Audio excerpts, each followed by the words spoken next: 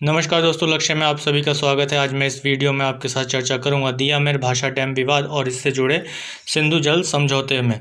तो हाल ही में पाकिस्तान और चीन के मध्य इस पर समझौता हुआ, दिया मेर बांध प्रोजेक्ट पर हस्ताक्षर हुए और इसमें एक बड़ा हिस्सा जो है गिलगित बाल्तिस्तान में स्थित है।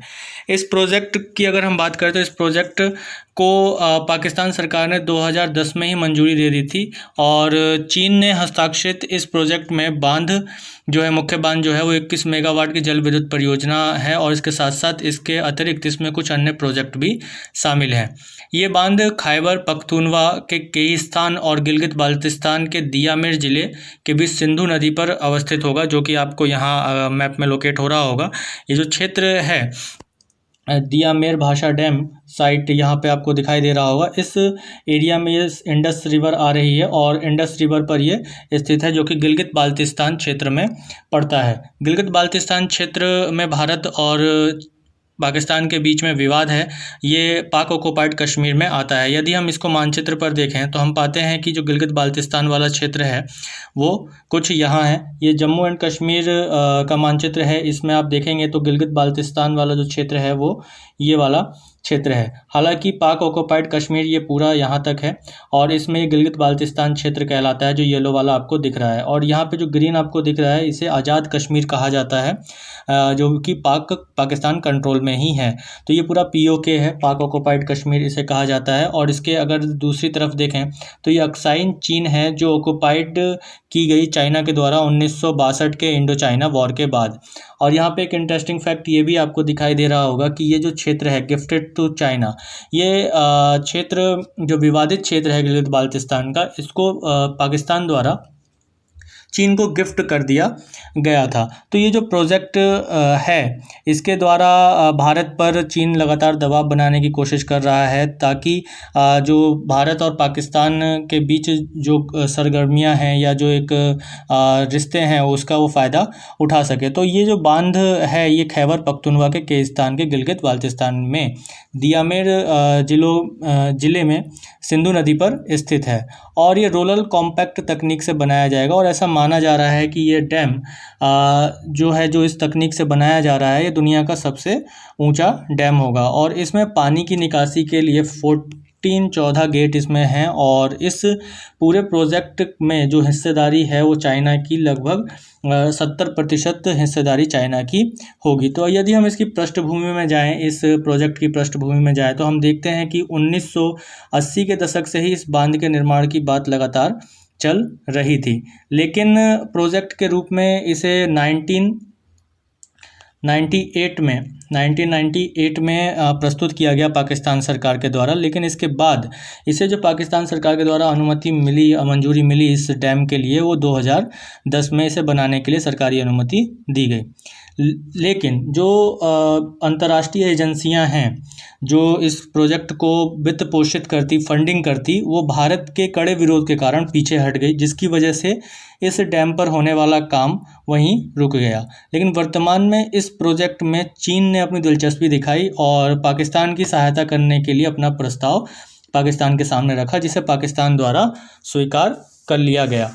इसके बाद हम देखते हैं कि जो पाकिस्तान है उसने इसको स्वीकार किया और भारत चूँकि पहले से ही इस प्रोजेक्ट का विरोध करता हुआ आ रहा था, क्योंकि ये जो बांध का निर्माण है अभी हमने देखा कि ये कहाँ पर हो रहा है, ये गिलगित बाल्तिस्तान वाले क्षेत्र में हो रहा है, जो कि यहाँ है। और गिलगित बाल्तिस्तान का जो क्षेत्र है उस पर भारत और पाकिस्तान के मध्य विवाद है। जिस भूमि पर दोनों देशों के मध्य विवाद है वहाँ पर इस तरीके की कार्रवाई या डैम का निर्माण जो कि पाकिस्तान के द्वारा किया जा रहा है ये सही नहीं माना जाता है। और इस क्षेत्र में चीन की एक महत्वाकांक्षी योजना भी है, जिसे CPEC कहा जाता है, चाइना पाकिस्तान इकोनॉमिक कॉरिडोर या चाइना पाकिस्तान आर्थिक गलियारा, वह भी गुजरता है, जिसके कारण इस प्रोजेक्ट के निर्माण से चीन भारत पर पाकिस्तान के द्वारा एक दबाव बनाने की योजना लगातार बना रहा है। और चीन इस प्रोजेक्ट के माध्यम से अपनी इस परियोजना को, जो CEPC वाली परियोजना है, उसको और ज़्यादा मजबूती प्रदान करना चाहता है, क्योंकि ये आर्थिक गलियारा एक रोड है जो चाइना से पाकिस्तान की और उसके ग्वादर बंदरगाह को जोड़ता है, उसके ग्वादर बंदरगाह को जोड़ता है, जो कि ग्वादर बंदरगाह की अगर आप लोकेशन देखेंगे तो यहाँ अरब सागर में कुछ यहाँ पे बलूचिस्तान के तटीय क्षेत्रों में इस बंदरगाह का निर्माण चीन के द्वारा किया जा रहा है। तो इस पूरे क्षेत्र में कुछ सड़कें कैसे आ रही है, जिसे चाइना पाकिस्तान इकोनॉमिक कॉरिडोर कहा जा रहा है, और जिसका भारत पुरजोर लगातार विरोध करता आ रहा है, क्योंकि ये कॉरिडोर भी जो है गिलगित बाल्टिस्तान से होकर गुजरता है। तो जम्मू कश्मीर क्षेत्र में चीन द्वारा लगातार जो है दखल दिया जा रहा है इस चीज़ को लेकर, इस काम को करने के लिए, और इस प्रकार जो अक्साई चीन वाला जो क्षेत्र है उसके बाद चीन जो है लगातार इस अक्साई चीन वाले क्षेत्र में अपनी एक पकड़ बनाने के बाद चीन लगातार पीओके में भी, पाक ऑक्युपाइड कश्मीर में भी अपनी रुचि को बढ़ा रहा है। और भारत और पाकिस्तान के मध्य जो एक हस्ताक्षरित समझौता था, जिसे इंडस वाटर ट्रीटी के नाम से जाना जाता है, सिंधु जल समझौता के नाम से जाना जाता है, तो उस पर चीन लगातार तीसरा पक्ष बनने, थर्ड पार्टी बनने की कोशिश कर रहा है। तो अब समझते हैं कि सिंधु जल समझौता प्रणाली क्या थी। सिंधु जल समझौता प्रणाली पर अगर हम एक नज़र डालें तो सिंधु प्रणाली में मुख्यतः जो नदियां हैं वो 6 नदियां हैं। यदि हम इस मानचित्र में देखें तो एक इंडस है, यानी कि सिंधु, झेलम, चेनाब, रावी, व्यास और सतलुज, ये 6 नदियां हैं। और इन नदियों के बहाव क्षेत्र जो हैं वो मुख्य रूप से बहाव क्षेत्र को, जो पूरा बेसिन है उसको मुख्य रूप से जो 2 देश साझा करते हैं, भारत और पाकिस्तान। 1947 में जब भारत आज़ाद हुआ, 1947 में भारत की को आज़ादी मिलने के बाद और देश के विभाजन के बाद कई मुद्दों की तरह ही यह भी एक मुद्दा भारत और पाकिस्तान के बीच विवाद का विषय रहा, जो कि सिंधु से और उसकी सहायक नदियों से होकर जाने वाला पानी था। यानी कि जो भारत और पाकिस्तान के बीच पानी के मुद्दे को लेकर भी विवाद शुरू हो गया। और जब इस विवाद का कोई हल नज़र नहीं आया, तब 1949 में 1949 में एक अमेरिकी विशेषज्ञ हुए डेविड लिलियंथल ने इस समस्या को राजनीतिक रूप से सुलझाने के स्थान पर तकनीकी और व्यवहारिक या व्यापारिक स्तर पर सुलझाने का सुझाव दोनों देशों को दिया। और उन्होंने दोनों देशों को यह राय भी दी कि वो इस मामले में विश्व बैंक की भी सहायता लें। इसके बाद इस सुझाव को दोनों देशों द्वारा माना गया, और फिर इसके बाद सितंबर 1951 में विश्व बैंक के उस समय जो तत्कालीन अध्यक्ष थे यूजीन रॉबर्ट ब्लैक, उन्होंने मध्यस्थता करना स्वीकार किया इन दोनों देशों के बीच। फिर उसके बाद कई साल तक इस पर चर्चा चली, और इस पर चर्चा चलने के बाद 19 सितंबर 1960 को भारत और पाकिस्तान के मध्य ये समझौता हुआ, और इसे ही 1960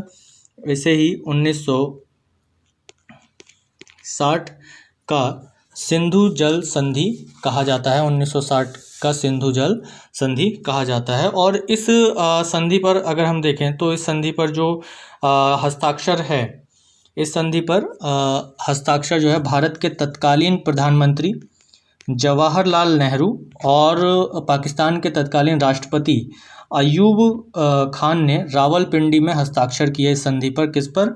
1960 के इंडस वाटर ट्रीटी पर। 1960 के इंडस वाटर ट्रीटी पर जो हस्ताक्षर किए किन्होंने? पंडित जवाहरलाल नेहरू और पाकिस्तान के जो राष्ट्रपति थे अयूब खान, रावलपिंडी में हस्ताक्षर किए इन दोनों पर। इसके बाद 12 जनवरी 1961 को इस संधि की सभी शर्तों को लागू कर दिया गया। तो ये जो ट्रीटी है पाकिस्तान और किसके बीच हुई?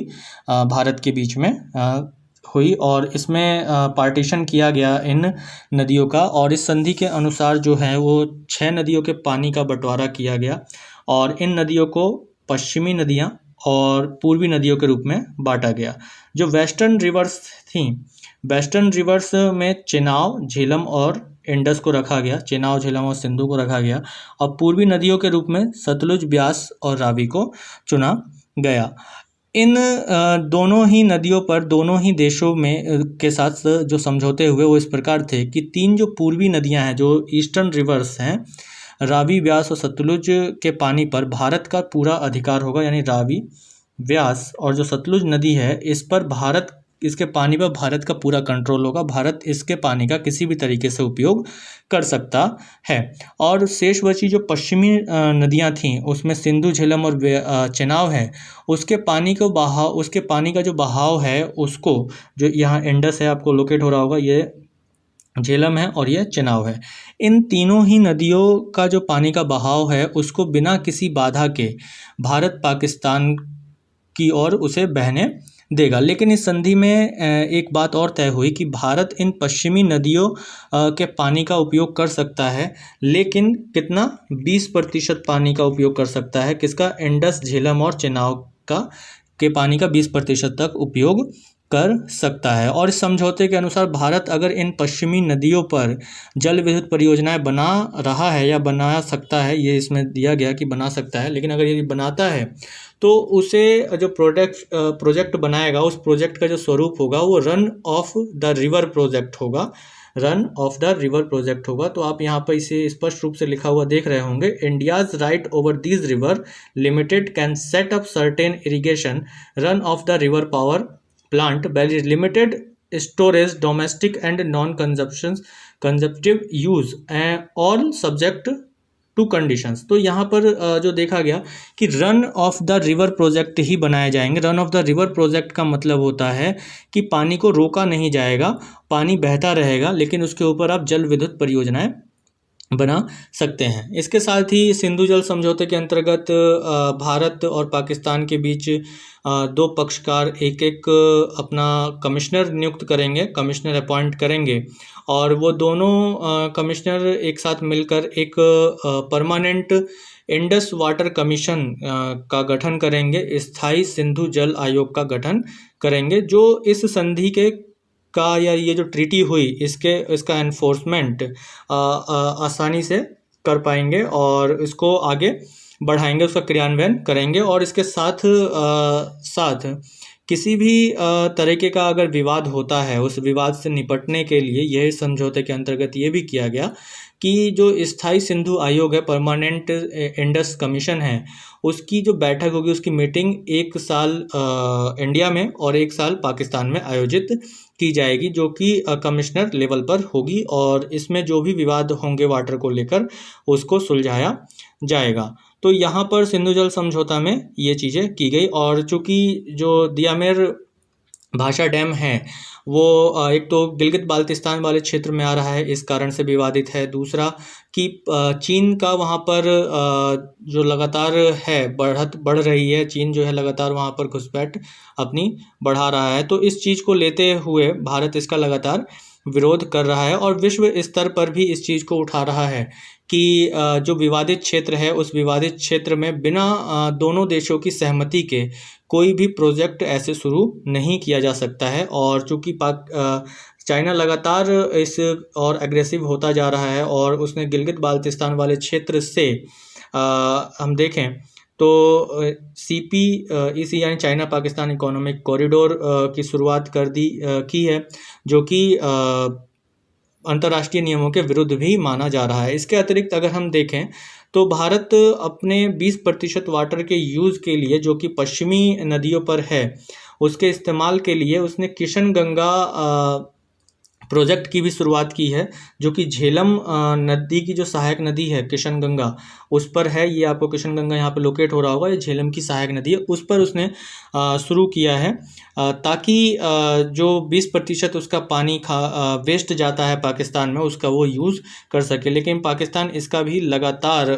जो है विरोध करता रहता है कि भारत हमारे पानी को रोक रहा है और इंडस वाटर ट्रीटी के जो भी सिद्धांत हैं, जो भी समझौते हुए थे, उसका वह उल्लंघन कर रहा है। तो इस प्रकार भारत पर लगातार पाकिस्तान द्वारा किशन गंगा प्रोजेक्ट और शाहपुर कंडी एक और प्रोजेक्ट है, उसको लेकर पाकिस्तान लगातार आरोप लगाता रहता है कि भारत पाकिस्तान का पानी रोक रहा है। और भारत हमेशा इंडस वाटर ट्रीटी को अपना बेस बनाता है और ये कहता है कि हम अपने 20% पानी का इस्तेमाल कर रहे हैं और हम पानी को रोक नहीं रहे हैं, बल्कि जो एक समझौते के अंतर्गत run of the river project बनाने की बात की गई थी, हम उसी को ही बना रहे हैं।